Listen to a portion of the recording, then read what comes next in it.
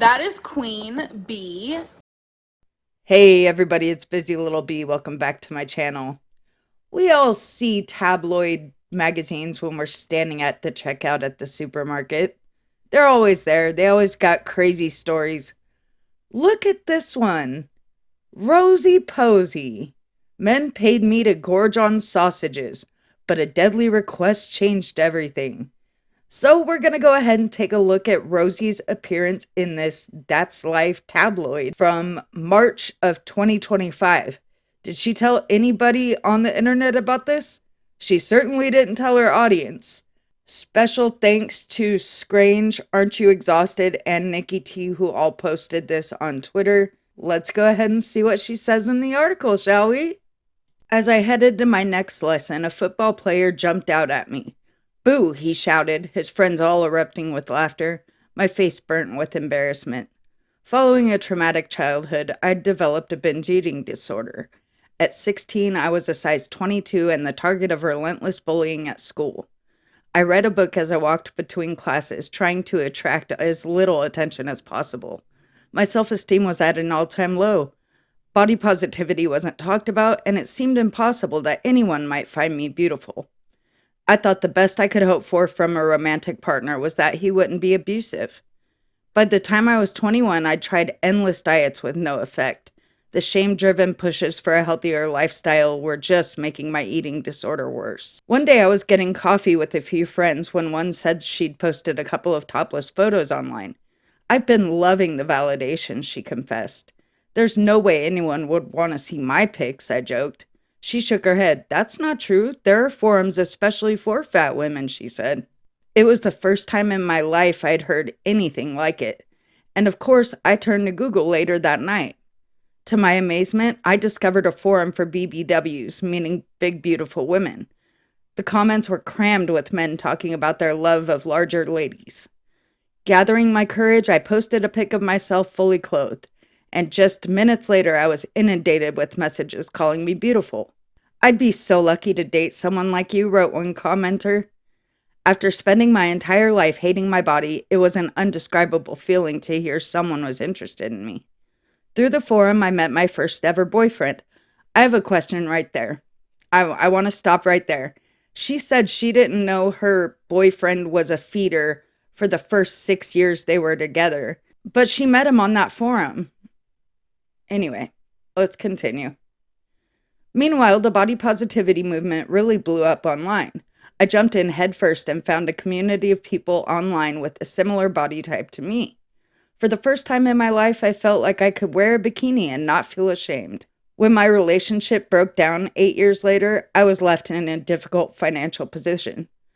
Though I was working full-time, I was struggling to pay all my bills alone. Eventually, I confided in a friend. "You make money off OnlyFans, right?" I asked her. "Do you think I could too? Have you ever heard of Phoebe?" she asked. That's when I first learned about feederism.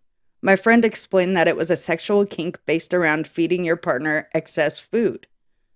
At the time, I thought it was just an extension of the fat acceptance movement.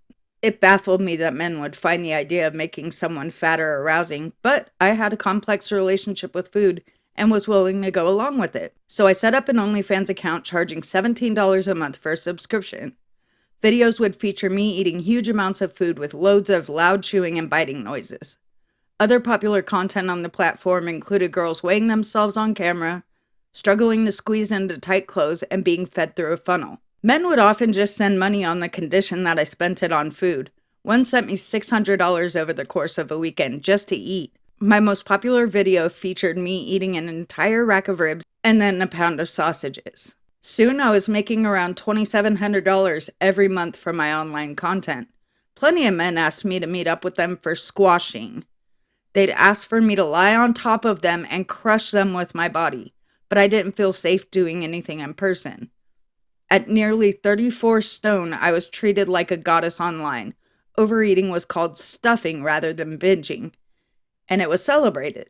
Feederism was allowing me to revel in my eating disorder. In one video, I ate a family-sized chicken pot pie and a mini dessert pie. When I finished filming, I ordered a couple of mini burgers and fries. I didn't even film myself eating it. It was just my disorder running out of control. Meanwhile, I was gradually becoming aware of the darker side of the fetish.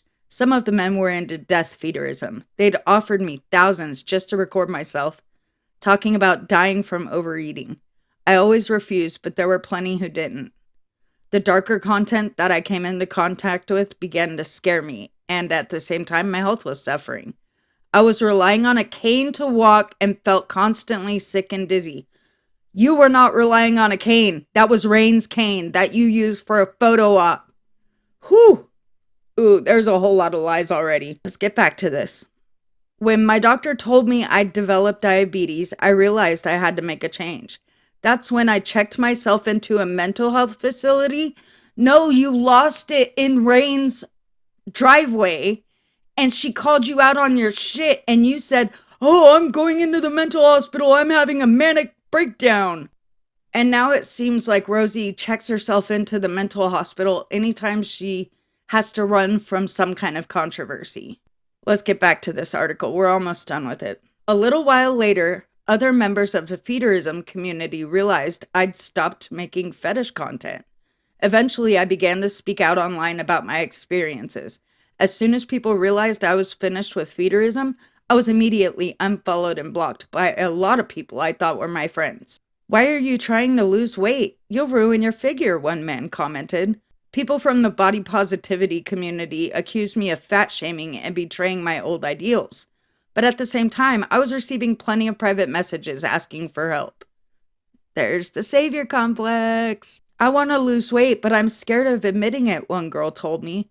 "You'll just have to accept you're going to lose some people," I replied. "Some people care more about your fatness than your health. They don't have your best interests at heart." Though I still agreed with the core message of body positivity, I wanted to be healthier, only it wasn't going to be an easy journey. For years, it had been drilled into me that bigger was better, and now I was trying to lose weight. I struggled with my self-image, and I didn't have the body positivity community to fall back on anymore. Fortunately, there were creators online whose practical, shame-free mindset appealed to me. One account, Obese to Beast, really stuck out. John, the creator, had gone from almost 26 stone to 14 stone via diet and exercise. I loved his pragmatic, straightforward attitude. He didn't promote specific meal plans or fad diets. Instead, he had a scientific approach focusing on calories in versus calories out. Determined to make a change, I took up kickboxing and quit drinking fizzy drinks. First of all, you took one kickboxing class, girl. One. And we still see you drinking soda every damn time you go live. Nice try. And over the next 6 months, I lost 7.5 stone. When I went to visit my doctor, he gave me the news I'd been hoping for. I was no longer diabetic? What? She's claiming that oh, this bitch. This is nuts. She's claiming that she reversed her diabetes when we all know that she has not.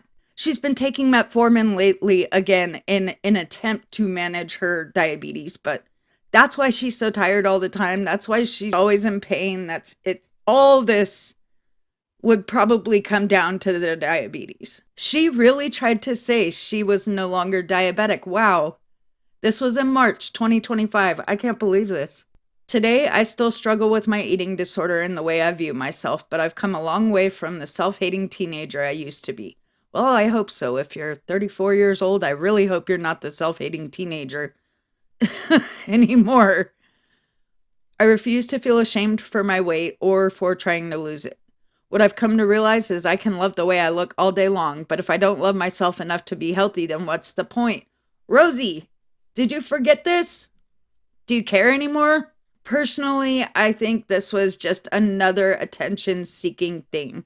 She was claiming to make changes she didn't make. She did things once like kickboxing and said that, "Oh, I took up kickboxing and, did all this stuff." No, you had one lesson. As we all know, Rosie is still claiming that she's making changes that she's not. Claiming that she's not parasocial. She's not arguing with people online anymore, but I just saw her do it yesterday, the day before that, the day before that. She continues arguing with random strangers on the internet. Anyway, I wanted to get this out to you guys because I think she thought that we weren't going to see this because this is a tabloid based in the UK, I believe. So again, thank you, Nikki T. Aren't You Exhausted and Scrange for posting this on Twitter so I knew about it. I will have compilations coming soon. I will see you guys in the next video. Thanks for watching.